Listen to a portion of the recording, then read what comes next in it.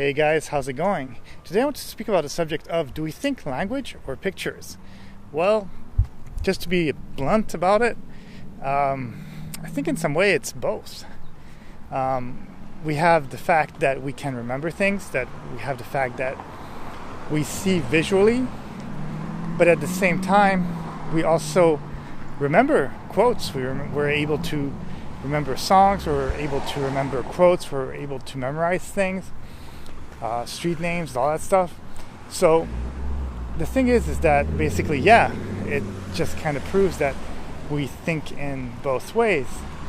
And then we could also think visually for the people who are visual, and basically they would be kind of looking at a street sign, for example, and they'd be able to read it, but they also still, in that fact that it's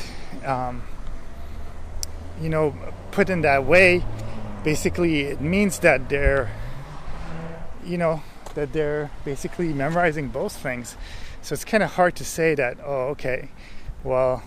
I'm just thinking one way or the other, I think it's a combination of both things, and basically it's, again, very hard to just say that you think in one way or the other, but there is a saying to it, and there is a thing to thinking with pictures or in language, where some people have that visual thing where they're able to, like for myself, I do like the visual. I'm not very auditory, so you can repeat something a billion times to me verbally. I'm not going to memorize it, but if you give it to me on paper and I can actually visualize the words and all that stuff, then I'll have no problem being able to learn it. And that's why sometimes classrooms and classes and stuff like that are kind of difficult for me, because a lot of it is verbal. Even though they do write stuff on the blackboard, I feel that whatever's taught orally kind of gets me bored, and I don't think it's my mind kind of starts wandering into other directions and stuff like that, whereas the fact of seeing the words written, for some reason I'm able to focus on that and hone that, and I just feel much better memorizing stuff that way. So I think definitely in a very visual sort of way, and not so much on the language part. And I do like the language. I do like languages. I have learned languages. I speak languages and stuff like that.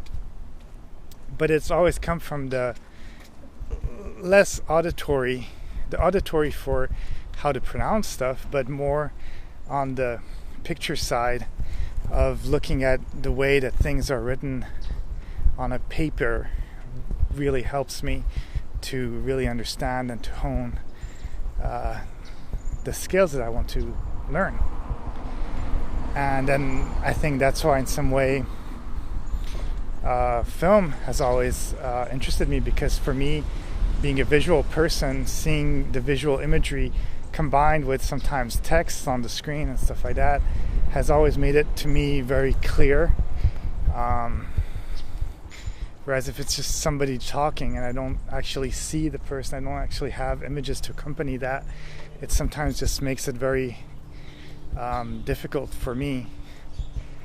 But yeah, depending on the fact, depending on the condition, depending on the situation, you are going to think in different ways, and we're both capable of doing both things.